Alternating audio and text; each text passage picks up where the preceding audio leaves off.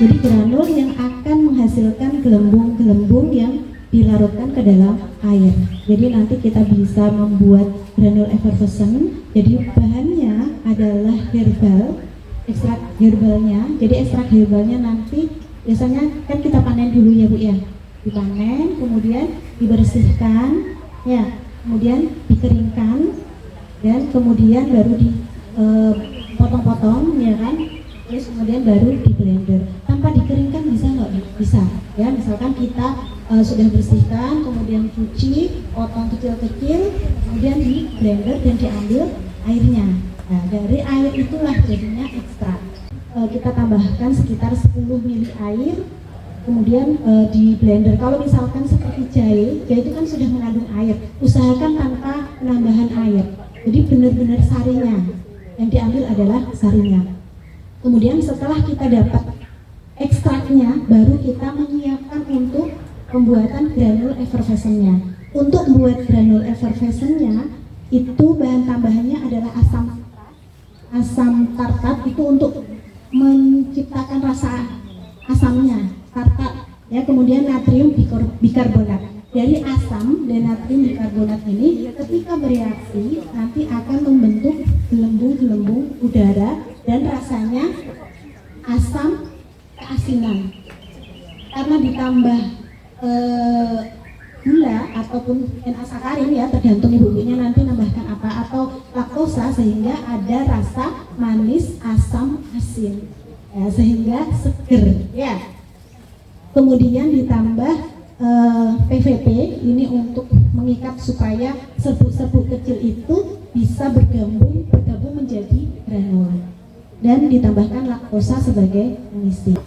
Untuk pembuatan granul effervescent ini yang titik kritisnya adalah jangan sampai tingkat kekeringannya ini tinggi, ya, karena ketika nanti antara granul asam dan granul basahnya dicampur, ketika kurang kering dia akan bereaksi.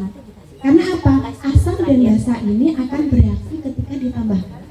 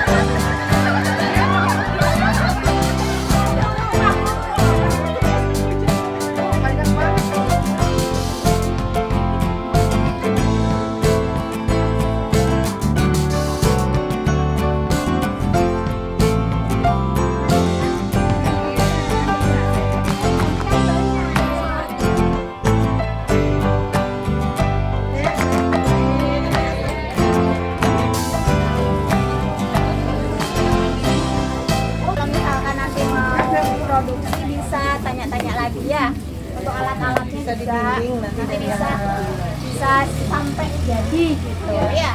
sampai jadi masalah selanjutnya. itu secara langsung hanya kita saat ini atau mau ke gen itu apakah ada penurunan kandungan gizi? Kalau penurunan kandungan gizi tidak, kecuali prosesnya salah ya Bu ya. Misalkan nih, harusnya dia di oven di suhu 40 derajat Celcius. Artinya kan tidak akan terjadi penurunan kalau di bawah itu. Kalau dia di atas, misalkan 80 derajat Celcius, rusak ekstrajernya, dan terjadi penurunan gizi.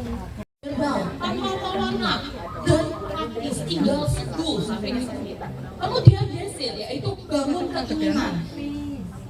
Ibu-ibu ini kalau seandainya ada agak mual-mual yang pertama kali hamil agak mual-mual bisa pakai minum supaya tetap minum minuman herbal tetapi seger. Kan rasanya selama ini kalau minumnya jamu itu kan pahit ya Bu ya, apalagi temulawak. Kemudian action, ajak pembeli untuk menghubungi WA. Nanti saya tunjukkan. Selanjutnya, ini kenapa sih kok harusnya pakai Instagram sama WA? Untuk pertama kali ini saya ajarkan untuk memakai WA atau Instagram. Kenapa? Karena WA sama Instagram itu gratis. Yang kedua, jangkauan penggunanya luas, apalagi kalau komunitasnya ibu-ibu, banyak banget yang pakai WA dan Instagram. Daripada posting-posting foto liburan terus tapi nggak ada duitnya, tambah ngabisin duit, mendingan posting terong biar terongnya Bu Budi, terongnya panen. bisa. Fotonya itu harus menarik ibu-ibu. Jangan sampai Anda itu menyajikan fotonya terong atau bayamnya itu di zoom banget seperti itu. Jangan ya. Buat yang estetik ibu, mungkin ditaruh di tempel seperti itu atau ditaruh di dalam meja yang bagus, pencahayaannya yang bagus. Gak apa-apa sekitarnya itu berantakan, gak apa-apa. Yang penting saat foto itu.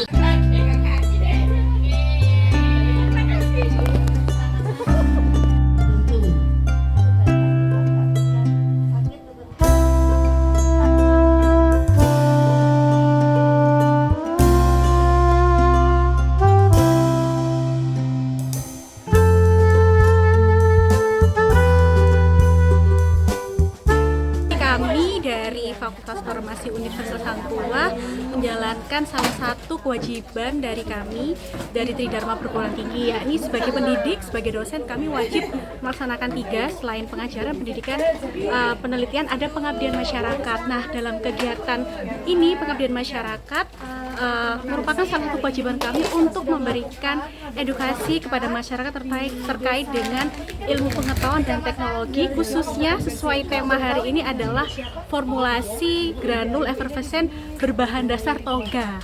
Mengapa begitu? Karena kami melihat bahwa RT 3 dari Desa Petiken ini luar biasa sekali dalam menanam toga, benar-benar merawat, mengembangkan, sehingga sebenarnya bisa menjadi potensi untuk bisa menghasilkan kebermanfaatan, untuk bisa menjadi produk yang bernilai jual. Untuk itu dari sini kami berupaya memberikan edukasi, pelatihan kepada para ibu-ibu PKK RT 3 guna menghasilkan suatu produk ya yang bisa bernilai jual, sehingga bisa mungkin nantinya meningkatkan kesejahteraan dari masyarakat sekitar. Demikian.